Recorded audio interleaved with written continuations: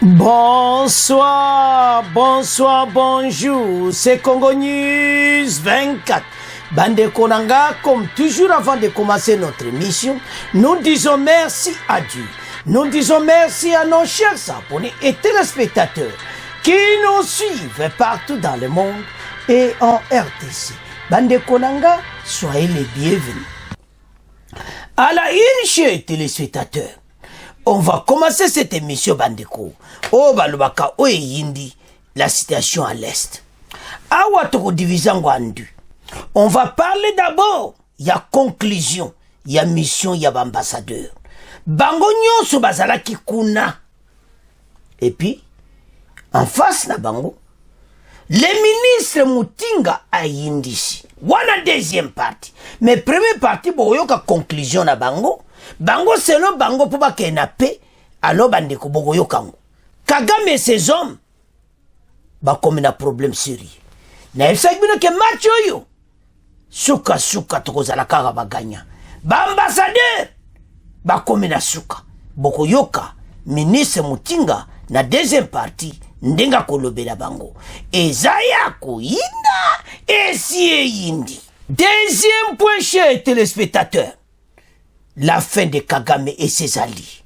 Les principaux groupes armés ont signé pour défendre la RDC. Bango nyonso. O toko benga onini. O bako salaba wazalendo numéro 2. Match za mobulu. Accord à Nairobi ma sollicité. Tolwa ke biso na biso to bongisa. Après rencontre na Fachi à Kinshasa. Bango tout devant Pemba. Ba signé ma solo nyonso. Donc, conclusion, Bemba, ba Yokani, c'est Jeune et Sili, bako œuvre pour la paix. Et puis Kagame, naba nanga, naba allié nyonso, mawatru, alors banamboka, de ça toko gaengero yo. Alors boko yoka ba vérité ko bima. Ah, ma solo muso bo yoka na ba scientiro yo. Boko lo ba mais. Bon, toko développer ensemble. Chers téléspectateurs, émission la bandi. Et aux émissions spéciales l'Est de la RDC. Et pas wapi ba problème ezaka kutoka. Toko kende toko banda d'abord na Goma. Et pas wapi. Réunion yaba ambassadeur. Conclusion na bango. Na gouvernement congolais. Après les ba tamboli. Ba ke place ba déplacer baza. Ba moni la gravité. Ba moni atrocité à Kagame na batunaye. Ba moni comment bata Kagame bazo boma wa congolais. Ba moni passion ba congolais baza ko mona pona armée rwandaise baza ko kipemboka na biso selon appui na bango. Alors, na première partie toko ba nanu na conclusion ya ambassadeur.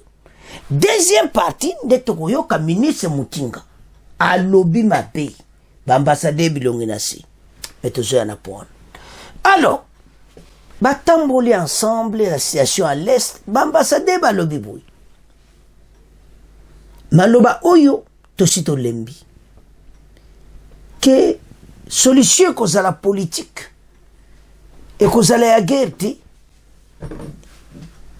Balanda ba accord oyo bayokanaki. Bango balo. Mais combien de fois tolobi si l'accord à Luanda? Ces ambassadeurs sont venus là. Tobenga onini. Ba Congolais baloba nini. Ba abonné nga baloba wana ba touriste. Ba yena ba onko tambola. Pasi wana. Ba mona wana misu. Ba ambassadeur lekeli bango. Parce bango ba kanisa ika to yaka ga boye. Boko bare mututi. Ba atrocité à l'est. Et ça clair. Ba ambassadeur ba sune lobe sont coincés. Je ne sais pas quelle initiative est tindaki bangonyo soba kende. Tout l'Occident, je dis bien l'Occident, c'est-à-dire parmi bango ba mena Occident zanini, les États-Unis. Et ça les sunini, Union européenne. Bango nyonso à la majorité. France, Belgique, Suède, Danemark, les autres, l'Allemagne et tout le monde là. Hollande, bazaki présent. Et maintenant, en conclusion, comme on a que, oh, mais bateau bazo souffrir, mais bon ça hypocrite. Ibanda kalawa na boye na Goma mena bomoni makamona misu. Talabandeko. batoyo banyokoli biso na Kagame masolo na baona Kagame ezali yango nde réponse au biso tozwaki et maintenant bakonzi bacoince bango bakomi sur le terrain maintenant balobi tozonga na kora Luanda tovanda na table bitumba ezala te mais biso tokozala na position ka de garde makambo eza minene mission oyo boyeba ete bagroupe armé nyonso bakombo moko balobi tokoki kosala mabe te tosali mabe mina bandeko na biso likolo ya bato oyo match baluki match oyo balobaki yindi l'Occident na kati ya SARDC bamoni pena baatrocité ya Kagame me baoloba nini maloba na mozaka nzembo me mbala oyo totala nano totanga. Donc l'heure est grave. Donc quand on voit cette situation sécuritaire, ça fait mal à tout le Congolais. Les ambassadeurs occidentaux laissent suivre leurs conclusions pour la paix. Conclusion au coup de l'air, moi, Congolais, Kanda, pour loba basala ke logoti. Une délégation composée d'une dizaine d'ambassadeurs accrédités à Kinshasa, en RDC, des représentants de l'Union européenne et d'agents humanitaires en visite vendredi 19 avril 2024, des déplacés de guerre cantonnés dans des sites autour de Goma. Selon le coordonnateur humanitaire en RDC, Bruno Lemarquis, l'objectif de cette visite était de se familiariser avec les besoins humanitaires urgents des milliers de déplacés et résultat la guerre d'agression imposée par le Rwanda, voisins, et d'envisager des réponses rapides à la crise. Il est crucial de répondre à ces souffrances et de mobiliser l'attention internationale. J'espère que cette mission y contribuera significativement. Mais comme nous le savons, les réponses humanitaires, aussi généreuses soient-elles, sont-elles, ne sont que des solutions temporaires. Il est essentiel de s'attaquer aux causes profondes du conflit, a déclaré M. le Marquis. Marquis ou azawana na bango, ou azali mutupenda ya ONU, ye amoni que situation oyo eza somo. Le Haut Commissariat de l'ONU met en lumière les atrocités du M23 et appelle à l'action internationale. Avançons. Il a plaidé pour une solution politique diplomatique de la crise, à l'importance de l'action concertée par les pays influents pour mettre aux hostilités et respecter les accords existants. Bakor a monini. Yango tozolo bati. Bakor a monde accord à Luanda. Ba respecter, c'est bako respecter. Cette mission doit aussi aider à formuler des rapports qui encourageront les solutions politiques nécessaires pour que les hostilités cessent et la paix soit restaurée, a-t-il ajouté. Mais le Marquis a aussi souligné l'importance de s'attaquer de manière proactive, en collaboration avec de nombreux partenaires internationaux au conflit, tels que l'exploitation illégale des minéraux et d'autres ressources. Alors, agression rwandaise, ça peut baser sur les minéraux. À part balkanisation, au bakozwa peti. Mais toujours y a la balkanisation. Motinga, alobeli bango mabe. Ministre, yo so parmi les ministres bakotika, mais toujours y a na poana, yo kozala. Match za mobulu la katatere. Pour sa part, le ministre congolais des Affaires sociales, Modeste Mutinga, qui dirigeait la direction, a réaffirmé que l'intégrité territoriale est négociabilité. Bandeko, la guerre avec les M23 soutenue non pas le Rwanda continue de déplacer les populations à la crise à l'Est.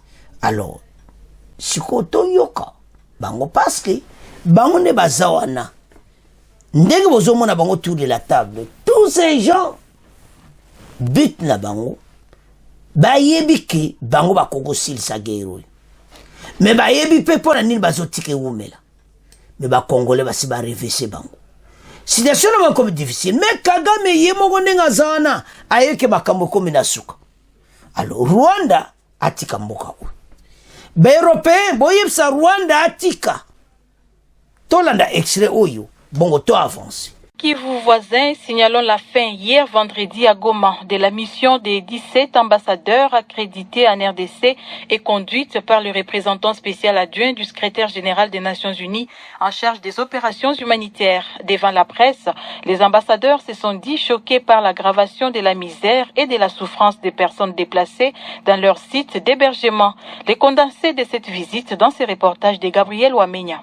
Sur le plan humanitaire, la délégation s'est dite choquée par les conditions de vie difficiles des personnes déplacées. Le chef des opérations humanitaires de l'ONU en RDC a clairement dit que cette visite a permis aux ambassadeurs de comprendre l'ampleur de la crise qui touche le Nord Kivu, région méconnue par certains pays occidentaux. Bruno Lemarquis. Les États membres, les ambassadeurs, les organisations multilatérales, de retour à la maison, vont faire le plaidoyer auprès de leur siège, auprès de leur capitale, pour mieux expliquer ce qui se passe en République démocratique du Congo. Et c'est une crise qui est un peu négligée et oubliée, non seulement pour plus de financement, une meilleure réponse humanitaire, mais aussi en termes de l'engagement politique. Sur le plan sécuritaire, l'ambassadeur suédois a clairement dit que l'option militaire n'aura pas une issue favorable à la crise. Henrik Rasbrandt. Ça, c'est notre approche, c'est de soutenir les initiatives qui sont en cours où participent les parties prenantes, qui ont pour but justement d'arriver à une solution politique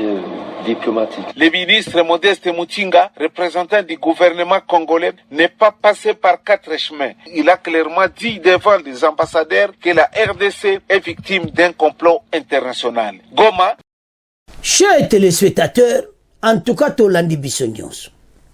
Donc, ce que tu citation, Yotosito Lembi, il y a combien de fois, Bango Balubete Tolanda Bakora Luanda, Tolanda Bakora Kagama zo piétiné yango, Bango Bazo Monate, mais là Bazo Linganini Frachi a négocié na ba M23, na Batouana, même Ataba Lubango Polelete, Bazo Lobake, to Solola, to Bongisa, mais Tozana Bakor existant.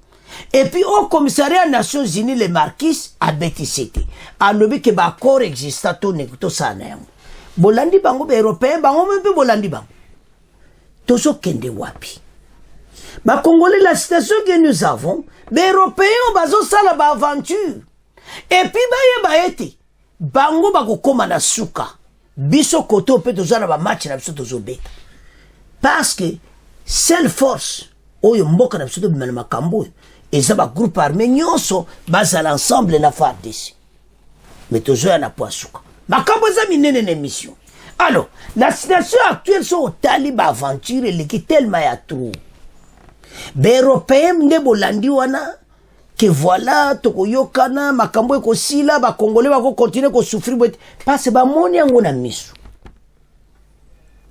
Alors, bazo sale le côté. Il fallait totali sabango. Ezayako inda esie indi ministre na biso des affaires sociales. En tout cas ministre Mutinga soki sunima na gouverneur sika soko otiko na social ngala kondima. Bande ko bokoyoka. Atalisi bango 1 2 3 4 atalisi bango nyonso oyo abono lukaka ba Congolais baloba. Oyo lukaka facha loba. Mutinga alobeli bango. Alobi na ndenge Sarkozy ayaki, alobi teto kabola ba richesse na Rwanda. Alobi na ndenge nini États-Unis bayaki, teto kabola ba richesse na Rwanda. Yango ba américain na ba français toke bana bango.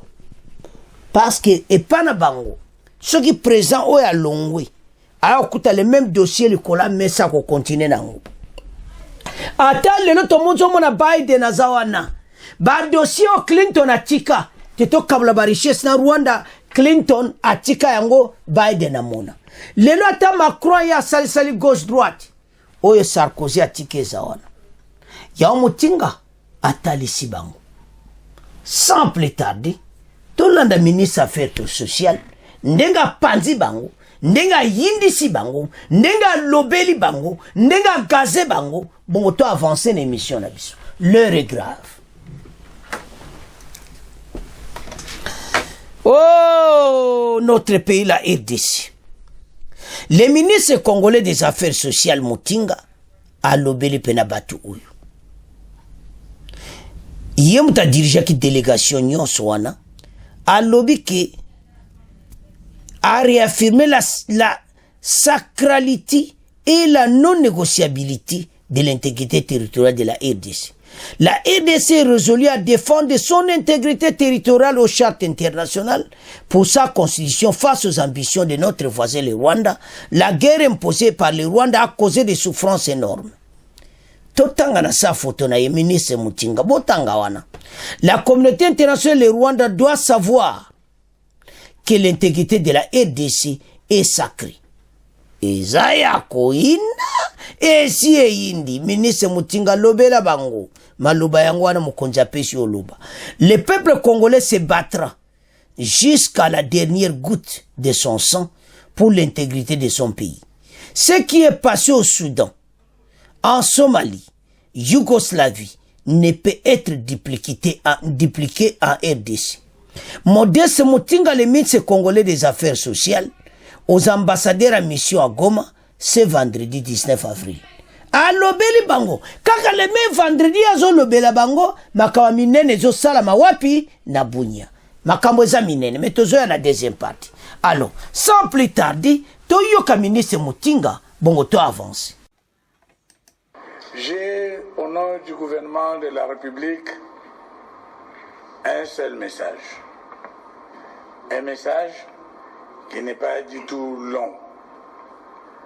Je voudrais que la presse et leur Excellence, messieurs les ambassadeurs, retiennent que pour la République démocratique du Congo, l'intégrité territoriale de notre pays est sacrée.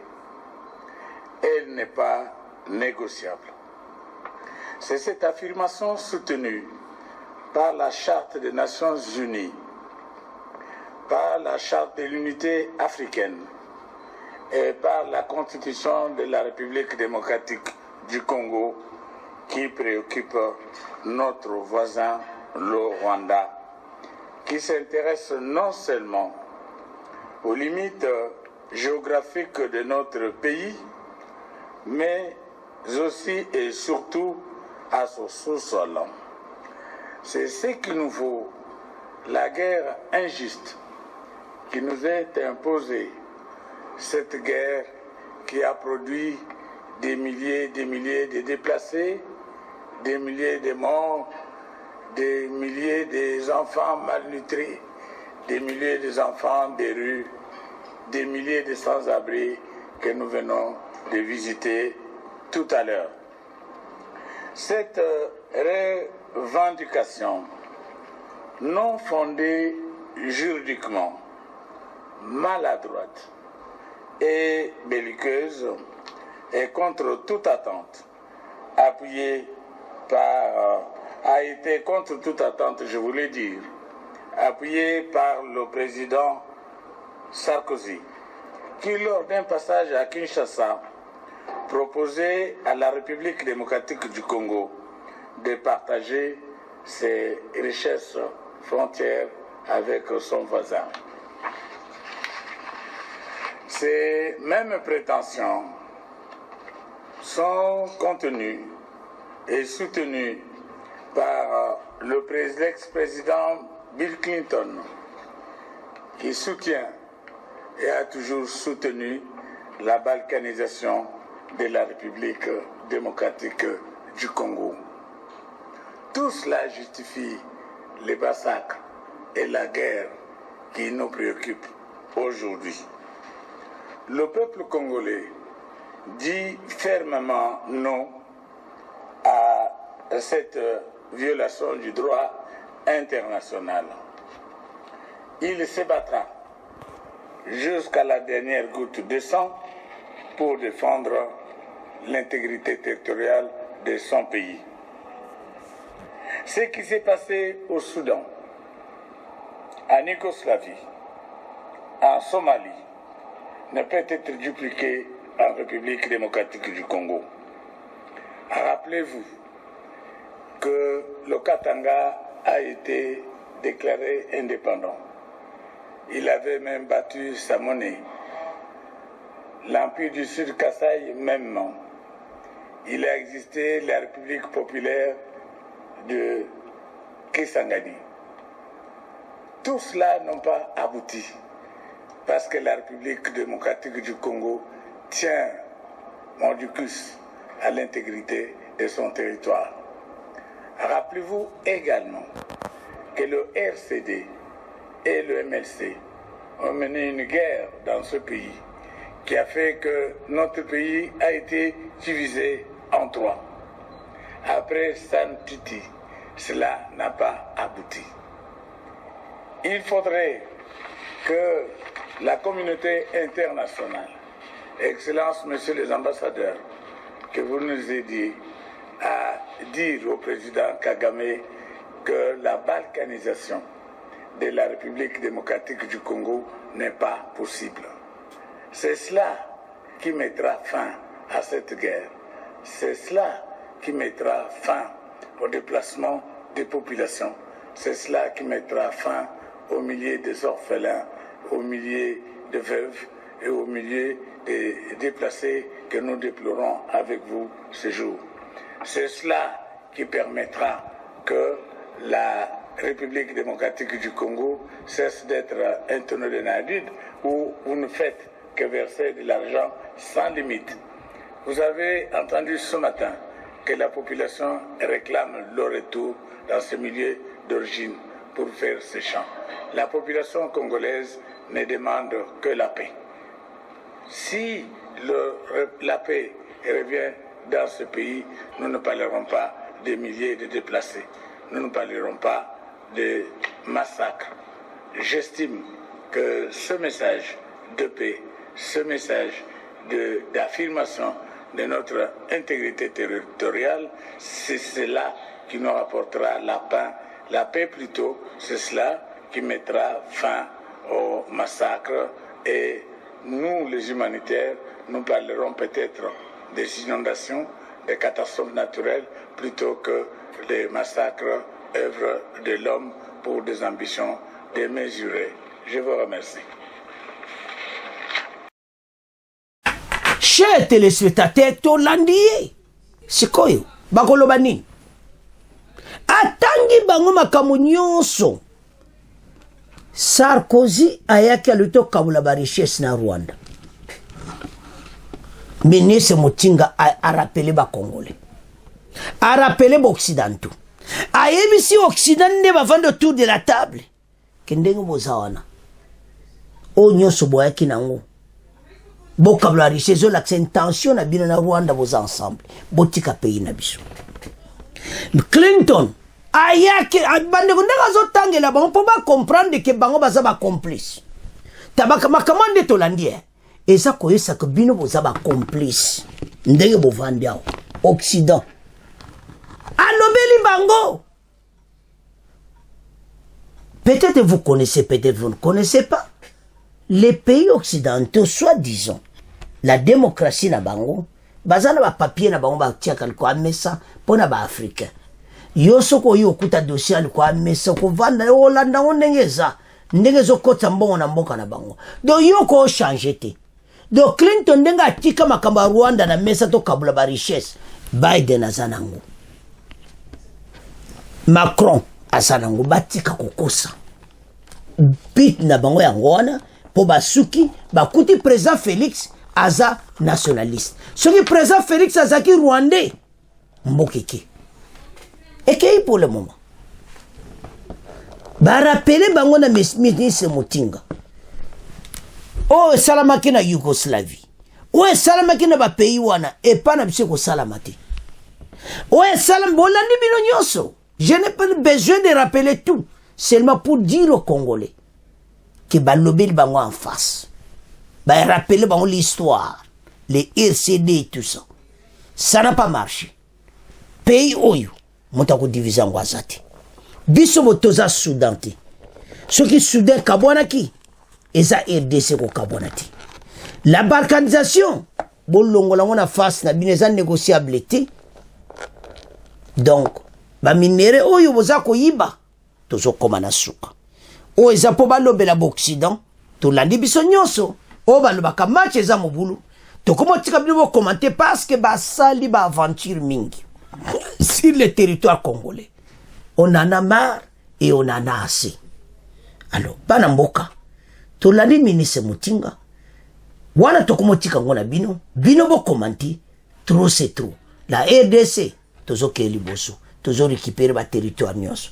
peuple wana nde mutinga alobi azosouffrir azonga na ndako na ye mutinga ayebisi me bango ke twana tina oyo te bokoya mpona bainondation boya mpona makambo tokoya sute mpona baguerre bino nde boloba na bato na bino complot botika alobeli bango totika ngo na bino tomoke na deuxième point bandeko deuxième point ezali koyebisa bango nyonso lisusu Bemba anituri mission eza ya pamba te mena conclusion esalami eloko toza koluka tozwi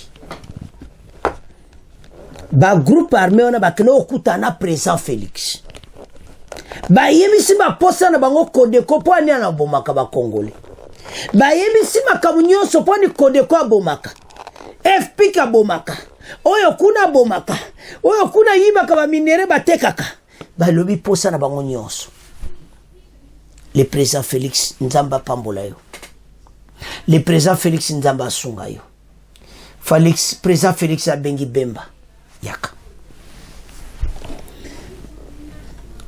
kende na Ituri mema message oyo na sololi na bana na moni ba difficulty na moni ba problème ezoleka na est tosangana bomoko bandeko za historique au lieu que président Uhuru Kenyatta yako la paix à Nairobi bobo sana kora Nairobi conclu akora Nairobi esili guerre aussi la kalate mutako sili sango nani ba wazalendo po biso fade sazobunda biso kaka béton soki kuna boye ka pa peto bobeti pa bozongi boye bobeta entre taba groupe armé bazokeye na bino bandeko tango na yoki Kodeko bandeko seke bozoyoka Kodeko eza armé eza pena armé ti lelo na zane esengo moko comment Fachi a pu convaincre Kodeko tango bazo signé oko sentir que match ezaki mobulo ba signé et puis bandimi kimi ekota na Ituri pas seulement na Ituri bango mena ba défendre mboka nde ba wazalendo bazo défendre elingi ezala un danger PPRD bakenaki na est pona koluka bazwa ba groupe armé nyonso wana ya Ituri nanga mema bango bakoma o asala groupe armé na ye mpo babunda eko elongwa likambo Kagame ekoma ya bakongole parce que il n'a pu convaincre ba groupe armé à Nord Kivu po bango base ba comprendre maintenant le bitena ke na Ituri nazo ba groupe armé na koma kuna déjà béton Fachi déjà asa sola banana na basi ba comprena mais les azanga bango nana kokutsa nsa bango face à face na Fachi ya ontoloba à chaque fois talezama kamusubo bloqué botika bakutana na mokonzi bakende Kinshasa après Bemba landi bango kuna ba signé nyos et puis Bemba to féliciter Bemba azoyoka azoyoke la Fachi na ndenge mokiti faut féliciter Bemba bazo travailler la main dans la main aza kotosa oyo mokonzi azoyebisa ye et puis azosalela yango et puis aza mutu oyo bakongolais faut faire confiance soki parmi baministre bokotika Jean-Pierre Bemba batouché ete bakongolais basi bapesi bacommentaire ministre sunima Bemba na lutundula botikela biso bango mibale bayebi muzinda masolo baza koyede mokonzi mboka bombeka ko changer bango te o ministre boye tike na défense guerre wana ezosila stratégie eza simple wazalendo ekoma ya munene bojika bango nyonso bakomi ba wazalendo match eza mobulu basini bandimi totanga bana mboka Fede Kagame et alliés principaux groupes armés ont signé pour défendre la RDC. 5 groupes armés locaux opérant dans la province des sous-états de siège de l'Ituri ont signé Bandeko Mikanda Moko très important.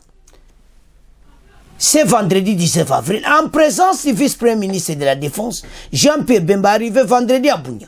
Un acte d'engagement marquant la cessation immédiate des hostilités. Nous, les groupes armés de l'Ituri, Codeco, FRP, FPIC, Autodéfense, MAPI, réunis en date du 19 avril 2024, sous la haute responsabilité de son Excellence M. VPM de la Défense, Jean-Pierre Bemba, prenons l'engagement de cesser immédiatement les hostilités dans l'intérêt de la paix. On déclaré en ces termes les groupes armés précités avant de signer au bas de l'acte d'engagement. Tout contrevenant au présent acte ne verra sanctionné par les actions militaires ou judiciaires. On précisé les signataires Jean-Pierre Bemba a réuni 31 membres issus de 5 groupes armés locaux actifs depuis la reprise des hostilités dans cette province, en dépit des paix conclues à Nairobi et Aru. Donc, accord à Nairobi, yango et salami. Tobosa na Nairobi. Et comme il y a Tata Oyo Kagame, oko vivre ma solo na yo sikoyo, ya bien, mais tozo ya na point na yo. Après un échange à bâton rompu, chaque membre des groupes armés pensant présents de la salle est exprimé en relevant les différents problèmes qui seraient à la base des tueries de la population. Ils ont insisté notamment sur l'application correcte des derniers accords conclus dans ces territoires d'Aru et décrit l'absence de suivi dans l'exécution des décisions au niveau de la zone opérationnelle, avant de solliciter la suppression des barrières militaires souvent à la base des tracasseries conduisant parfois des tueries. Alobi makambo nyonso. Dans le passé basolo là, me batikala kolandela yangoti. Yangotina makambo esila kati. Lokola mokonza mboka, na yemo ministre de défense wali balanda yango. Balobi to kome kusila. Bango balingi posa basengi esalama. Posa na bango za simple. Ba pesa bango oyo bazana posa nango. Bango bazana besoin te oto kabola mboka, bazana makambo ba M23 te, bango bazana makambo ki bango bana mboka ba vivre masolo bana mboka. Maintenant ba yokani fachi abengisa ki bango. Pona kokanga Kagame nzela na bananga na batu na yo nyonso oya PPRD o bazo luka bazo bana oyo po batia biso na mobulu fatia solula ba jeune oyo bandimi bayi. L'heure est grave. Acte d'engagement yangwana Codeco yewana basini. Les problèmes ezaki grave za Codeco. C'est une armée. Bozoka groupe armé. Mais baza penda armée. Et puis nde baza base bateki plan nyonso. Na ba oyo kakaba faux généraux. Na ba généraux lokuta bateki la ba minduki. Na ba généraux ba epesa bango ba continuer makambo wana. Na bato baza na Kinshasa. Na ba muso ba rejoindre Kagame. O baza kuna na armée rwandaise soi-disant M23. Bazakuna ensemble. Bemba silisi masolo et komitato kena makambo china suka. Bana mboka l'air est grave. Congolais la moka plasoza. Macho to silisi yango. Guerre à l'est to silisi. Mené comme temps. Le kola yakora Nairobi et sili yango aneza signé. Bango kamuto batika laki. Mena bango bandimi. Ba jeno nyonso na kata wazalendo. Oh, Kagame lukanzela koleka. Tolanda bango, toyoka ne basigné, toyoka pe, Bemba, bongo to avance. De cessation des hostilités.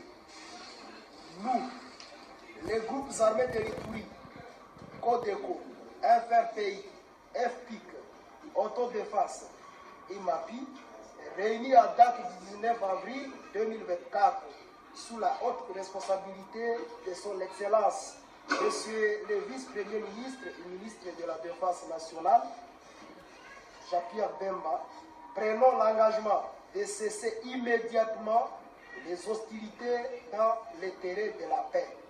Notez bien, tout contrevenant au présent acte se verra sanctionné par les actions militaires ou judiciaires. Fin à Bouillon, le 19 avril 2024, pour autodéfense des communautés victimes de l'Itourie, sous défendant de Jean-Marie le porte-parole, pour la FRPI, Monoubi, pour la Codeco, Bassazou Pakerson, pour MAPI, Djangouliripa, pour la FPIC, Tondabo Kakani, alias Hérode. Merci. Pandeko et comité signature. Donc, benemi nyonso mayele na bango esili. O balobaka esi eyindi eyinda kaka. Parce que bandeko benemi na biso balingaki makambo esalama te. Faut totonda nzambe. Nde ba jeune bandimi ko signer alors to gagne match. Les armées actives ont pris vendredi l'engagement de la cessation immédiate des hostilités dans l'ensemble de la province. C'était en présence du vice-premier ministre de la Défense et ancien combattant en mission de service de quelques heures à Bunia. Les représentants de ces milices réaffirment leur volonté de militer pour la paix durable en Ituri, un acte salué par la société civile, coordination de l'Ituri. Martial Kizabiamungo. Les représentants des groupes armés, URDPC Barcodeco, FRPI, FPIC, MAPI et Autodéfense des communautés victimes de l'Ituri ont pris cette décision de cesser avec les hostilités volontairement pour l'intérêt de la paix. Dans leur déclaration, ils soulignent que tout contrevenant à cet acte d'engagement se verra exposé à des poursuites judiciaires. Tout en saluant cet engagement des groupes armés, la coordination de la société civile de l'Ituri qui a pris part à cette cérémonie plaide pour l'opérationnalisation du processus DDRCS. Dieudonné Loussa, son coordonnateur. Nous avons recommandé une opérationnalisation de PDDRCS parce que ça ne fonctionne pas. Nous avons également recommandé que les opérations militaires recommencent et qu'on frappe tous ceux-là qui sont réfractaires au processus PDDRCS. Pour le vice-premier ministre de la Défense et ancien combattant, la finalité de cette démarche est la restauration définitive de la paix à Ituri. Jean-Pierre Bemba Gombo. J'espère bien continuer le processus pour définitivement mettre en place la paix, la sécurité ici dans tout l'Ituri. On a réuni tous les groupes armés et c'est ça qui est le plus important. Ces chefs miliciens reviennent de Kinshasa où ils ont rencontré le président de la République, Félix Tshisekedi Tshilombo, toujours dans le cadre du processus depuis Bunia. Tolandi bisonyos. Toyoki Bemba. Toyoki bango moko bazotanga yango ba filmer yango. Et panzani na réseaux sociaux mobimba.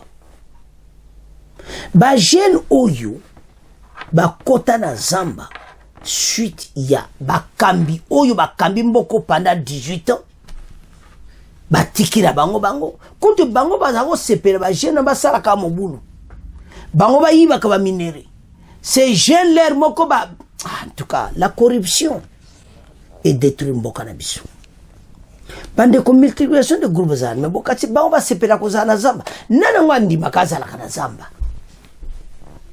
ba jeno ba minu libanda depuis ba wuta ki Kinshasa ba keneki kinda bo bolandi wana ba kuta kina mokonza mboka so jutate yoka ngo bien ba sololi na fachi ba yokani na président Félix posa na bango bandimami alobi boke ko signer ngona ministre ya défense etika la ke makambo bino bosengi défense ba so pesa bino yango ezaya ko inda esi indi. Ces jeunes, bazana posa kaka lipa na bango, bana problème ni. Ba kota wana bazana besoin parce que aza moto piti. Makambo ebele tinda bango na zamba. Le pays a été dirigé pendant 20 ans. Batika mboka ka bon. Et banaki d'abord ba défendre ba communauté na bango. FPK zo diriger côté. Kodeko zo diriger côté. Et puis so taliza na frontière na Rwanda, na Uganda, na Soudan. L'heure est grave. Ba frontière wana nyonso, surtout ya côté Ituri, où est na Soudan na Uganda. Mais c'est très dangereux. Alors, maintenant,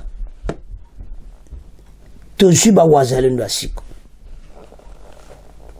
match koza ndeni mena to raisonner ngoza makamo photo raisonner musika baida ba condition to comprendre pour ba cesser les faits oyo ba makambo nyonso yo bazwe la bisona armée rwandaise oyo eza makambo lokuta ba condition faut pas se baser que to défendre mboka nde ministre mutinga lobi tina dernier sang bato ba senti. Situation to zango mena bitumba oya es eza ya kosakana te photo gaye bitumba match eza mobulu donc au moins que l'heure est grave mena e kozala ndenge ni siko ba jeno nyoso bakomi ba wazalendo bakozala ensemble bakomi ba réserviste guerre es e kosila kalati. Parce que wana tozali na besoin surtout kode kwa kota. Kode kwa ndimi. Maxole esili. Bo musu wana pe bandimi esili. Bolandi wana. Suka ba titre wa pesa. Musu aze road. Soki ba titre wana ozo comprendre bato penza. Bakoma kine ide moko mabe. Mutabi pesa kombo e road. Bise pa ba congolais be road baza. Donc, bon, on comprend que match est qui mobulu. Oh, fotanan. Ba gouvernement moko irresponsable pendant 20 ans. Ozana tata, ozana bana. Basaki na bompe ba papa na bisoda. Tala fachine nga sali. Mwana za kusala mobulu benga mwana. Vanda. Problème na yo lingi mingi. Basa bana mboka. Et mena masolo wana ebetami mena bango bwe bafundi ba groupe armé bande ko ba groupe armé toyoka ke bele na bazaya bisoti na simba teki bango nyonso oh plusieurs groupes armés o 200 groupes armés to tika makele ko ba groupe armé akagama forma ba iba minere ba katsa ba tekela il a formé des groupes mena ba lokola ba kodeko ba yebi bango. Match Sili. On va barrer la route. Et nous allons gagner cette guerre. Bitumba oyo ezo si la kalati. Ndeka to sabino. Bokoyo kamikolo. Ba jeno ba koma tina bunagana. Bango ba kokende. Parce que maintenant match baluki. Kagamazo regrette mabe. Akoro ndenge salami. Akora Nairobi abuo pia. Parce qu'il y a le qui intervient derrière Kagame. Que le problème ce n'est pas seulement M23 ou les armées rwandaises. Il y a plusieurs groupes armés. Maintenant on va tiki. Alors va sounin. Toujours qu'il y a souka de cette guerre. Et cette population qui a beaucoup souffert, azo zonga na mboka na ye. Et puis bitumbe sili. Bana mboka, to landi biso nyonso. To simba mboka na biso, to za l'ensemble. Et cette guerre, to vaincre ngo. To landi. Alors, to tikango na bino bo continuer. Ko partager. Bo s'abonner, ndeko na s'abonner, te s'abonner mone awa. Otangi, oyoki, okomi na papier, okenango na di vraie information. Alors, Banamboka, c'est à ce point que comment clôturer mission à biso. Ceux qui n'ont pas s'abonner avant de quitter. Au revoir. À la prochaine.